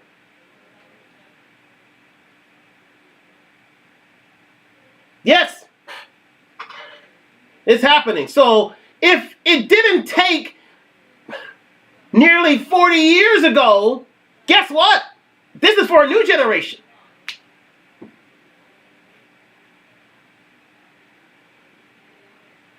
To make us look like rapists, to make us look like deadbeat dads, to make us look like simps, to make us look like everything negative but a child of God.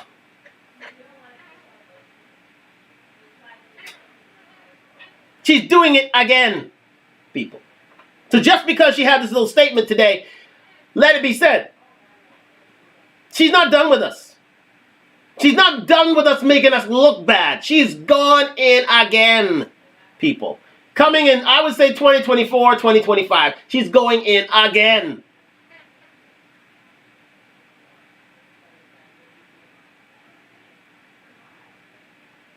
Very rarely do you see in our modern media where black men are considered strong.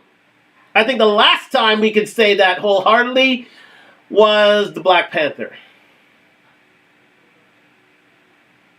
Because what happened to the sequel? I'll leave you that to your own conclusion. Because again, I never saw the movie myself. Because I knew where it was going. I knew it.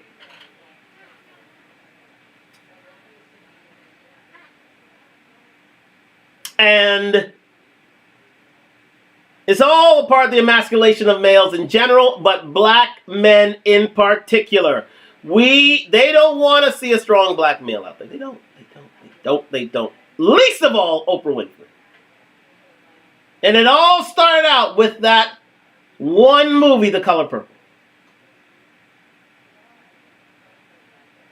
The Color Purple.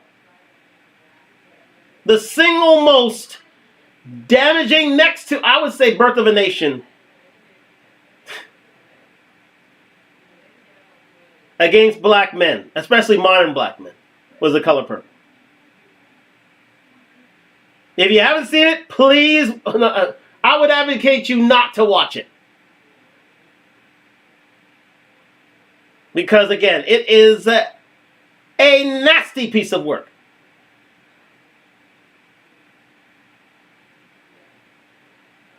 It makes us look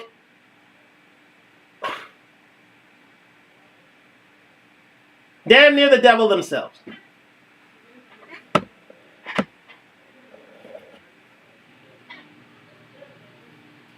Not one.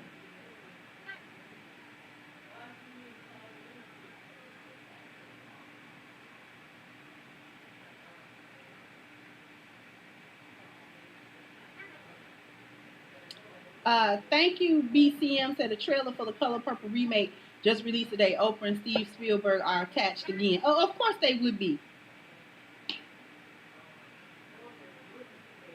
Even the sons. The sons grew up to be who? Who they grow up to be? Nobody of any import.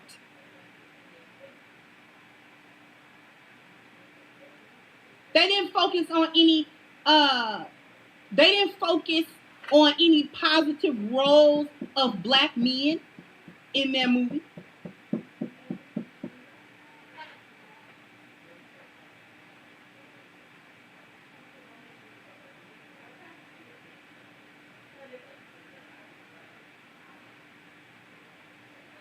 To the point where black women to this day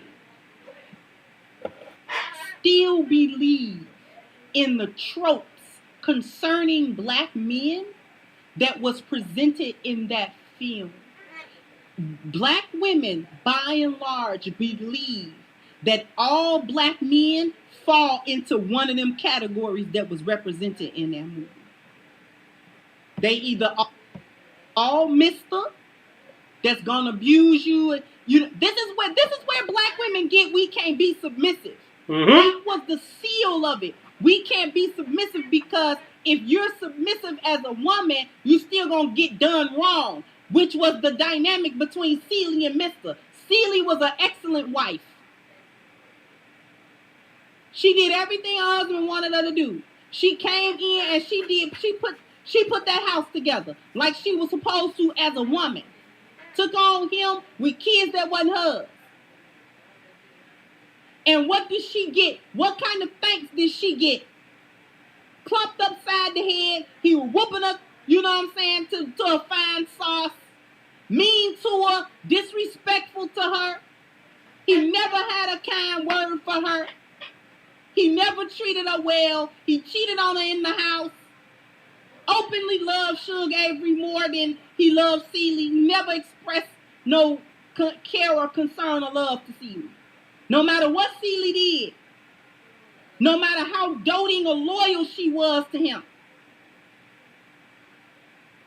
He never had a kind word. He never had a kind gesture to her. That's where they get it from. That's where black women in 2023 get that. That to be submissive is to be a doormat. And every time you're submissive to a black man, he's going to be Mr. to you. He's going to treat you that way. He's going to disrespect you. He's going to run over you. He's going to cheat on you anyway. He's going to beat you. Tell me that's not where they get that. Say it yourself. The negative stereotype of black men in the modern world really took hold with The Color Purple. Especially with women from Gen X, to older millennials.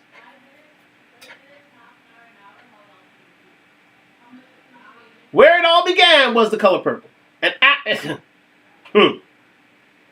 it actually started there. And you know what?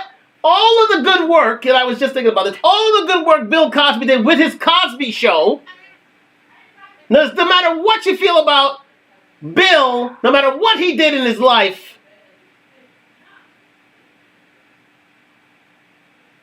the one good thing, the many things that Bill Cosby did was build up black men with shows like The Cosby Show. With black men and black families was The Cosby Show. Shows like Fat Albert.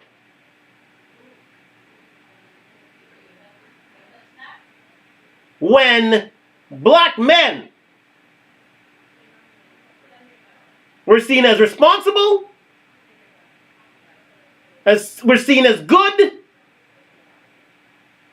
and seen as men and boys, not to be feared, but to be loved.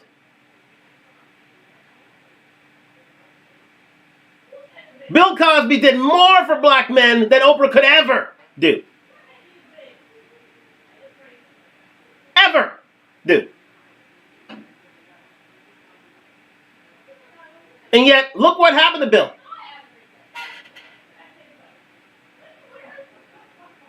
You didn't think that Bill's legacy would be protected, now do you? Especially the amount he did for black men. You don't think that they would smear it a bit because it went against the agenda to which Oprah profited for billions of dollars?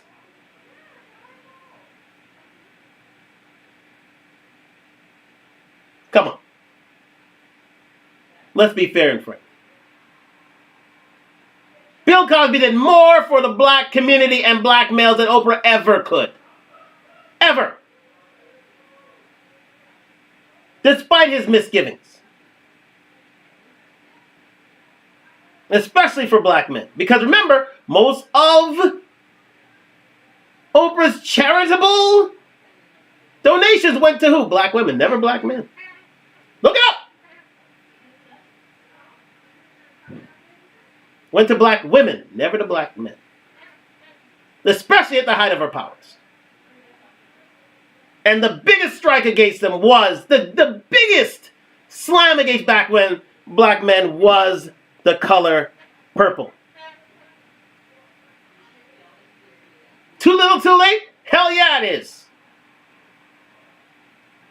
We can't forget the near 40 years of hate that Oprah had for black men. Except the chosen few who were part of that 1%. Average black man, she hated.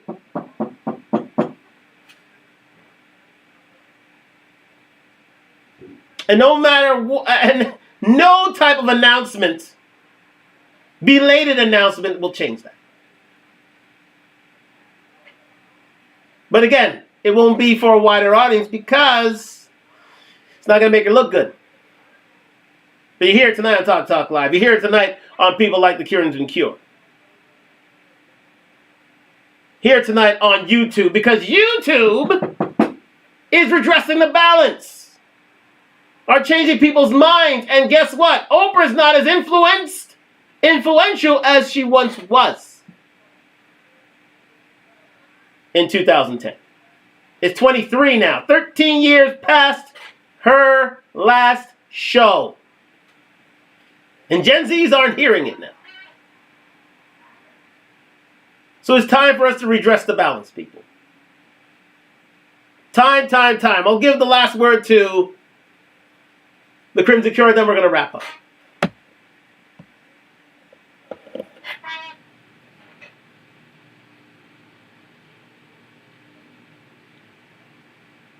You tell me that's not where they get that. Thank you, John, so that movie is like WW2 Nazi propaganda film. Exactly. It's propaganda. It's definitely propaganda. Thank you, Ty Boxing said Color Purple is the foundation for modern thinking hyena, where the men were no good and the women were saviors. Exactly. Thank you, Mr. Rhythm said that movie was part of the programming. It was a heavy part of the programming. It was heavy programming. It seeped into the subconscious of all the black women after that. From that generation, we was young when that movie came out. When did Color Purple first came out? 1984. 1984. Before she searches that out, remember what happened in 1984. And I was there as a child to hear it. But in 1984, guess who was the biggest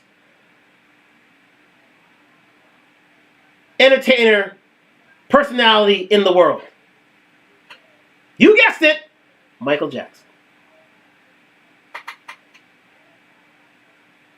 Michael Jackson. High off the Thriller album. The most successful album of all time. And who was getting #1 ratings on television at the time. You guessed it. Bill Cosby with The Cosby Show.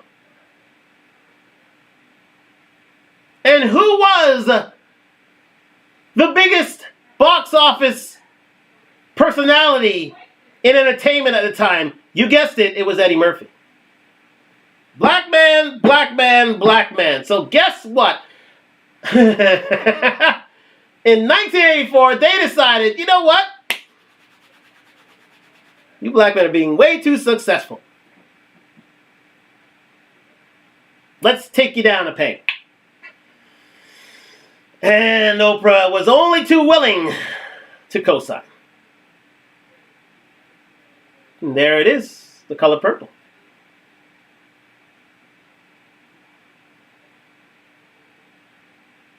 Again, we're going to have last word, but remember, there's another man who was high on the charts. That was the height of Prince v. Michael Jackson. Remember Prince?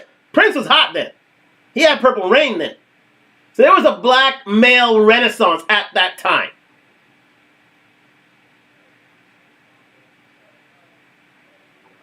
A real black male renaissance was going on at that time. And guess who wanted to take it down a peg? You guessed it. Oprah Winfrey. And to a certain extent, Steven Spielberg. But you know who they're speaking for. You give me this, we'll make Oprah the biggest entity in the world. I'll leave it there. Let's finish up with Man of Crimson Cure. 1986 was the release date. Oh, 86. For The Color Purple. I wasn't even 10 years old. Sorry, my mistake. Oprah, The Color Purple was as a novel released in 1984. Let's just verify that here on Talk Talk Live. Yes, The Color Purple as a novel. The Color Purple, yes. It was a novel that went out, let's see, that was 1985. But the actual book was 1982. 1983. Pulitzer Prize for fiction. So, got my dates wrong just that little bit. 1986, the movie, they say it's a 1985 film, so I don't know. Crimson Cure may be wrong on that one. The movie came out in 85, but the book was out in 83. What makes it even more relevant, because that was the height. Well, 1983-84, the height of Michael Jackson. That's when Thriller was Thriller. You couldn't tell. If you were alive during Thriller, you'll understand how big Michael Jackson was. Take any star today and multiply it by 100. That's how big Michael Jackson was. You couldn't hit a stone, rock. You couldn't hit anything without Michael Jackson being attached to it. That's how big Michael Jackson was. Most of the biggest stars in the world today would love to have what Michael Jackson had back then. He had the world in the palm of his hand, people. And I do mean the palm of his hand. Then you had a guy like Bill Cosby, who had the #1 show on TV with The Cosby Show, which showed black men, black families in a positive light, including black women in a positive light. And don't forget, they admonished Felicia Rashad for supporting Bill Cosby. Remember that. Then you had Eddie Murphy with Beverly Hills Cop, who was #1 at the box office. He was a black man who was #1 at the box office worldwide. That was unprecedented.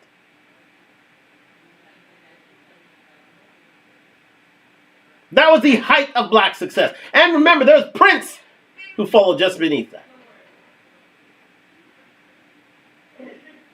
We're going to finish up here and Talk Live in just a bit.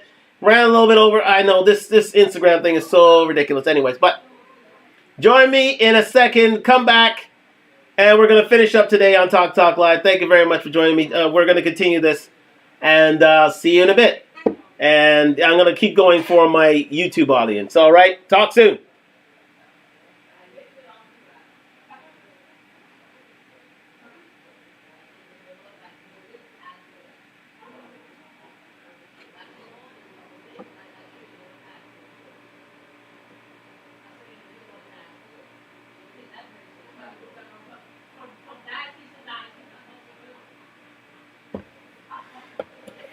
So again, we're back here on Talk Talk Live. We are live, we are live, we are live. Yes, yes, yes. We're back on Instagram. We're back on YouTube. Still here on YouTube. But again, that's just to verify when indeed The Color Purple came out, which was 1980. Well, they say 1985, but you can say in 1984, really. It was during that era. And we're just going to finish up with the Crimson Cure, and then we're going to have our closing statements. Let's go. I was like 8 years old. Gen X. We was indoctrinated with that movie, y'all.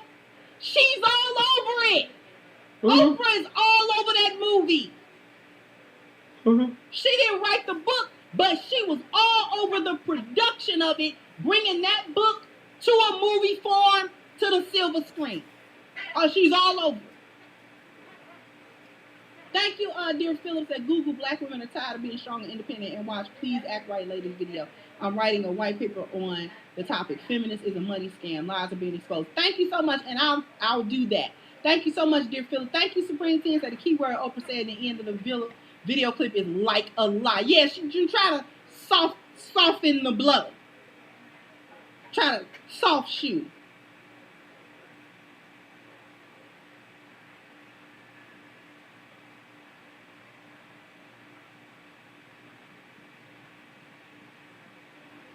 The Color Purple premiered in 1986. I was 8 years old. Say 85. Watching The Color Purple at like 8, 9, 10 years old. All of Gen X were young girls. We were young. Thank you again, Mr. Rhythms. Oprah was a willing participant. Her open hatred of black men is telling. Exactly. Now you want to come through and talk about how it's like a lie. It's not like a lie. It's a lie. It's not like a lie. It's a lie. Very good point raised by the Crimson Cure right there. She didn't say like a lie. It was a lie. It was a lie. It is a lie. Black men, on the whole, the majority of black men are great fathers. Excellent fathers. So the best fathers you can have are black men. But that has been denigrated by people like Oprah Winfrey over the years. She was paid to do a snuff job, to do the dirty against black men. That's how she got her riches. Unfortunately, sad but true. So not all of her riches were well earned, to be fair. Somebody had to pay the price, and it was black men, to be fair. We had to pay the price. And it was such a shame. I think we're going to end it right there. We're nearing the 2-hour mark. Yes, we're about to hit the 2-hour mark. So thank you very much for joining me on Talk Talk Live. Closing statements. Oprah, though very successful, did it at a cost. And for her to say now that black men are great fathers, are worthy fathers, let's just go back after it one more time. Because you can't help but hear it. Let's just go after it one more time. You know, I'll put myself on full cam here. Let's just hear it one more time from Oprah herself. You don't have to see it, but you can hear it. Right here. Let's go. From the Center for Disease Control, which debunked many of the myths surrounding black fathers. It found that the majority of black fathers live with their children. Black fathers are more likely to help their children with their homework, prepare meals, bathe and dress their children compared to fathers of other races. So the absent or deadbeat black father myth that many in America believe is really more like a lie. There's been this landmark study from this. It's a lie. It's not like a lie, as Cribs Cure already pointed out. It's a lie.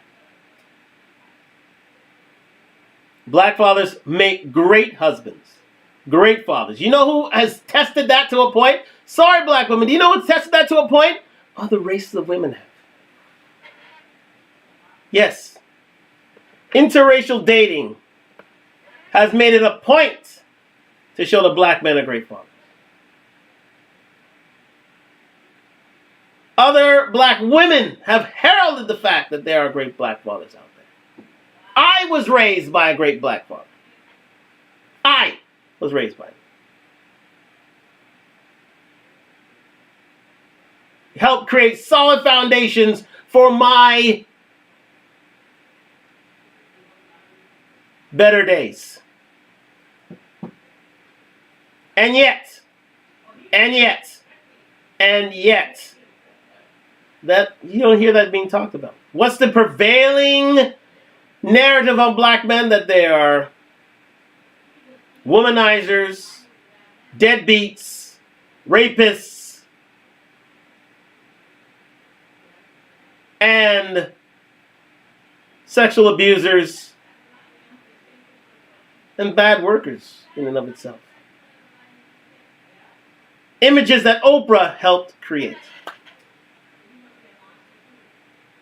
So Oprah, too bad, so sad, but